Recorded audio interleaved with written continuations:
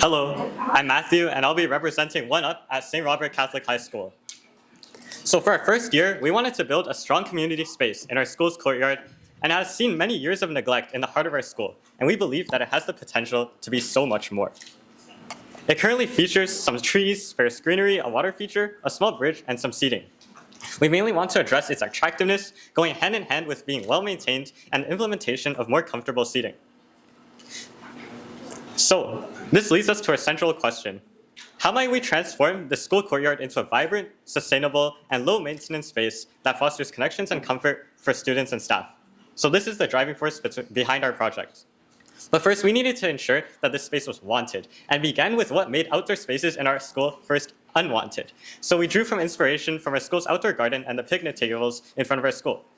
So our school garden is currently not in season, and therefore does not have a very flattering display. However, even in full bloom, we realized that the borders meant to be set on have a slant, meaning that it was uncomfortable seating.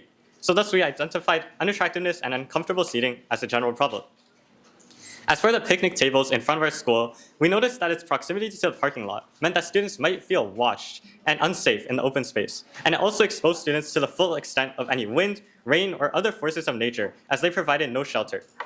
So we were also inspired by the overall state of hanging out in general in our school, with people commonly seen sitting around on the ground with their friends in the hallways during lunchtimes, rather than even in the cafeteria, and with an overall insufficient amount of benches to support all of them. So with this information, we looked into our actual site. So we first noticed physical features of the site, any presence of people, the reasoning, and the state of its entrances. The site itself is currently not open to be used, and we inferred that no one wanted to use the site, and as seen before, would rather sit in the halls. Additionally, the entrances are inconvenient, being inaccessible and having vandalism in its vicinity. And with this, we realized that the cost of maintenance was also a reason behind its continuous isolation from the school. So we identified how we would change the site and came up with a persona from a potential user for the space based on the average student at St. Rob's. Then, based on our chart of priorities, we organized a plan into phases. For phases 1 to 1.5, we planned things that would be important for starting the project, while remaining within the budget of $200. So for phase 1, this included more effort-driven rather than money-driven action, like working with school administrators to unlock the space and beginning to advertise it. Afterwards, efforts will be made to make the space desirable. So to minimize costs while raising awareness and promoting sustainability in this unique green space, we plan to collaborate with other clubs and councils. For example, the planters currently in the space are from our school's Enviro Council, and we want to take this to the next level. So to keep the space interesting and new, seasonal plants, climbing plants as well, were proposed. As well, there was a lack of stimulation of any senses, so through wind chimes or aromatic plants, these were also proposed. And a small upgrade to seating was also feasible within the budget, with backed outdoor benches, for going as cheap as $80 to $150. So for the beginning, we plan to purchase a single back bench and spend the remaining money on plants and sensory stimulation to make the space green, beautiful, and used. Now, phase 2 is about keeping the space beautiful while maintaining a relatively low maintenance cost. So this would be the beginning of what we could do with the additional $1,000 with the available incentives to keep the space clean. So sign-in sheets, for example, could give a sense of accountability and do things as well as doing things like having people name or adopt parts of the garden.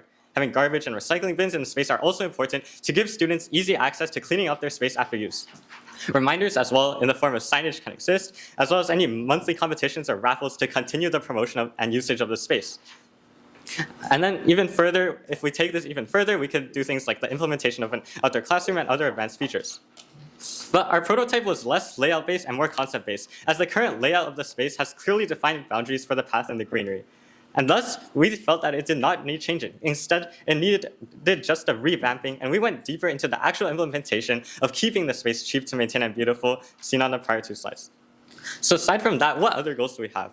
The sense of belonging goes hand in hand with the accountability systems we plan to implement, as users will feel that they are both welcome and responsible for the space. So with more seating, we're also able to accommodate more people, larger groups, having the potential to triple the number of people available in this space. We also decided that it would be a great opportunity for workshops. Earlier this year, as part of the school's robotics team, I was able to bring the Toronto Zoo to our school for a workshop. Now, as part of One Up, I want to do exactly the same thing, but with a different organization. Using this space as a potential outdoor classroom, we began brainstorming organizations relating to sustainability, STEM, and urban design that we could reach out to. But what challenges do we face? Our greatest concern right now is ensuring that truly anyone can belong in this space. We're working on addressing this situation with physical access to the space with potential replacement of doorways to accommodate mobility. So this is our future plan. Thank you. Thank you.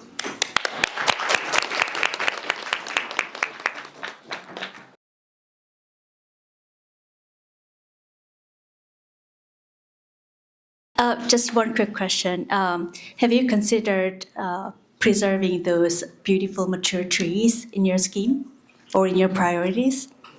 Yes, for sure. These trees are, okay, contrary to what they look like, they're still alive. So of course we want to keep them there.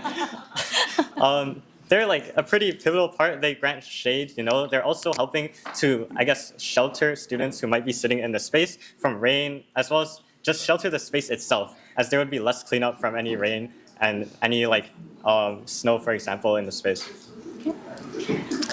Did you take into consideration any seasonal aspects of the courtyard, especially considering school is from September to June and in the winter months? Yes, so we wanted some seasonal features that could be implemented in replacement of any, I guess, off-season times. So of course, like during the winter, it would be unreasonable to ask for all of the plants to continue growing. So even in the white space, I mean, I guess the snowed-on space that would be white, we would rather implement, I guess we would continue using it as a learning space. However, it would more likely be, I guess, less used simply because people are less likely to go outside during this time period. I guess during the winter, people would be less inclined to go out just in the cold in general. So the space would, I guess, see a decrease in usage naturally as well as other outdoor spaces. Thank you so much for your presentation. My question is about public art and whether you thought at all about low-cost methods to kind of beautify the space using maybe paint or other materials to kind of as well improve it. Yeah, so this is a great idea. But the problem with the space right now is that it is surrounded on all sides by walls, but these walls are mainly covered with windows. So we felt that, like, although there's potential for public art in this space, we also felt that we didn't want to risk any involvement with like any damaging of windows or covering these windows, because we feel that they're also key in keeping people wanting to long for this place. For example, like when they look out for their classrooms, as we can see in this picture, or from the library, or from, I guess, an upstairs stairwell, looking down into the space is also a pivotal part. And also we feel like it could be solved more so with the beauty of greenery instead, as this is more, I guess, replaceable. I guess it's also more sustainable, and people, I guess it also goes with like the message of overall sustainability, wanting to keep the space as a green space for relaxation. Thank you.